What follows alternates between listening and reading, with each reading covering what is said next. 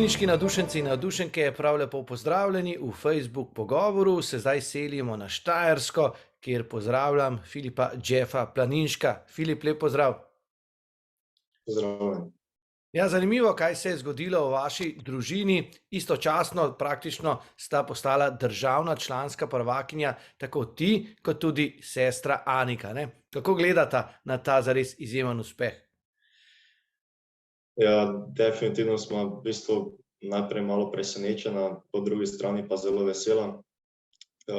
Nisem v bistvu pričakoval, da se bi to lahko zgodilo, nisem niti imel v misli, da je to mogoče, ampak nekako skozi turnir, ko so šlo s kola v kolo, sem videl, da v bistvu to je več kot mogoče in na koncu se je res izšlo, da smo oba dva v soboto dvignila pokal za zmagovalca. Kako povezana sta morda, je bilo težko navijati za sestro, si bil kaj nervozen?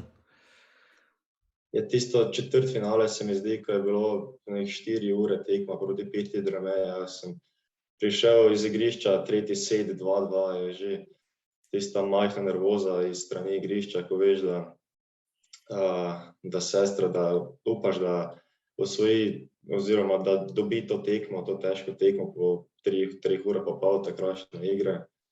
In po tisti tekmi sem nekako začel verjeti, da je zmožna, da osvoji celoten turnir. Pa se zdaj ostaniva pri družini, pa se vrniva malce nazaj.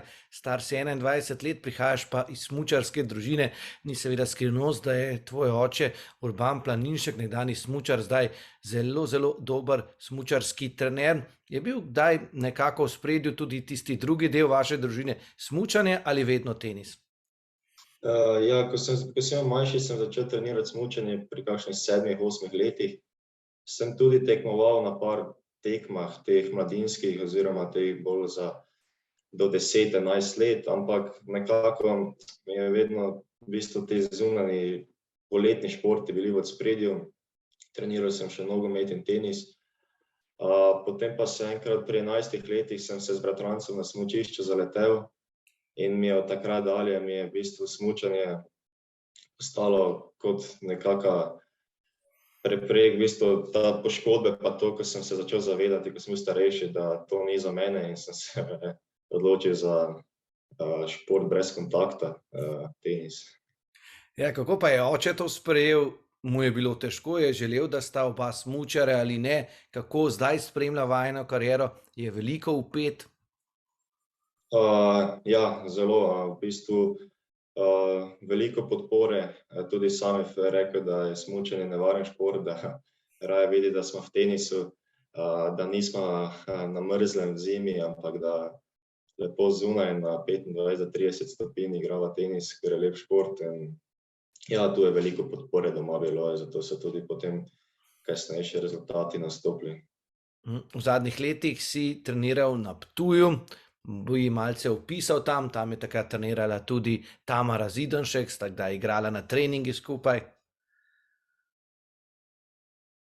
Ja, s kakšnimi 15 leti sem zamenjal klub iz ŽTK na Ptuj, tam sem začel sodelovati z Luko Hazovcem.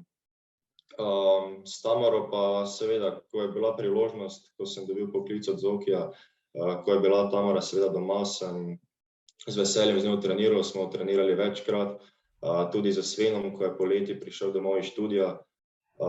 Takrat smo naredili z Svenom priprave, ko sem se pripravljal na evropsko prvenstvo do 18 let v Klostercu in res cenim za vse poklice od Zorana in so res te treningi pripomogli, da sem postal boljši igralec. Preden greva na tvoj študij, morda še vprašanje glede Tamare. Si morda pričakoval takrat, ko sta trenirala, da bo tako uspešna? Jaz sem verjel, ker sem vedel, da ima velik talent, da pridno dela, da gara, je vztrajna in res vsa čast, da se je uspela tako visoko na lestvici. Jaz mislim, da še lahko naredi korak več, da lahko pride med top 20 in res želim vse najboljše. No, zdaj pa študij v ZDA, si eden izmed številnih teniških igralcev, ki so se odločili za to potezo. Kako je sploh prišlo do te odločitve? Si najprej želel poskušati nekaj narediti tudi na ATP turneju oziroma iti na tiste turnirje Challenger in pa Futures, ki so bili, pa potem šele nekako na faks ali kako je šlo to?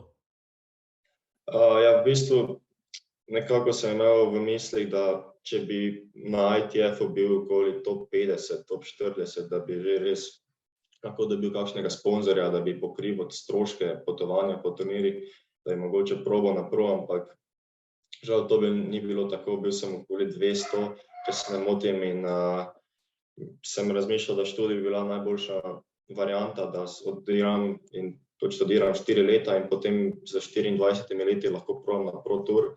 Zato sem se tudi odločil in ni mi žal, res bilo je fantastično leto za mano in komaj čakam, da še za naslednje 3.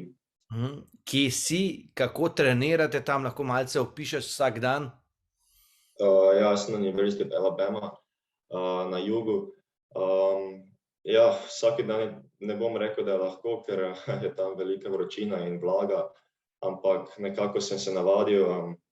Treniramo vsak dan po 2 do 3 ure tenisa oziroma 2,5 do 3 ure tenisa plus individualna ura zjutraj, če prosiš trenerja, kar sem jaz dostikrat tudi storil. Potem pa popoldan še pa fitness oziroma delo z fitness trenerjem, ali je to gimnost ali pa v fitnessu z utežmi. Pa so kakovostni trenerji, dobro delate tam? Ja, naš trener je tudi že 3-krat osvojil skupaj NCAA turnir kot ekipno. In ja, sem zelo zadovoljen z njimi, tudi nekako sem kar priljubljen postal to leto pri njih, sem dosti treniral individualne ure z njimi in smo se res povezali, sem tudi zdaj skoraj vsak dan z njim na vezi. In jaz mislim, da ja, da so mi omogočili res, da imamo dobre treninge, da lahko napredujem in jaz mislim, da sem naredil korak naprej kot oseba in kot teniški igralec to leto. Pa so te treningi individualni ali pa ostali plačljivi ali je to vse plačano z vpisom na univerzo? Ja, v bistvu ti, ko dobiš ta scholarship, ko sem ga dobil, ko podpišeš pogodbo, tam noter je vse. Lahko treniram, če hočem 5-krat na dan, njemu ni problem pri trenerju in res grejo na roko in moram reči, da se zelo trudijo za naš napredek. Ja, omenil si, da si praktično pol dneva na igrišču, potem je treba še spati pa jesti. Kaj pa sama šola, učenje? Ja, v bistvu nekako si porazdeliš ta delovnik.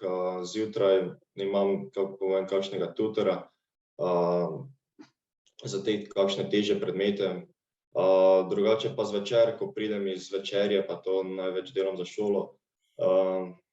Mislim, se da, če imaš dober plan delovnika, se da. Imaš seveda prijatelje, ki so ostali doma v Sloveniji, če primerjaš morda ta izobraževalni sistem, je verjetno tam vse mnogo lažje, da lahko še treniraš, ne? Žal.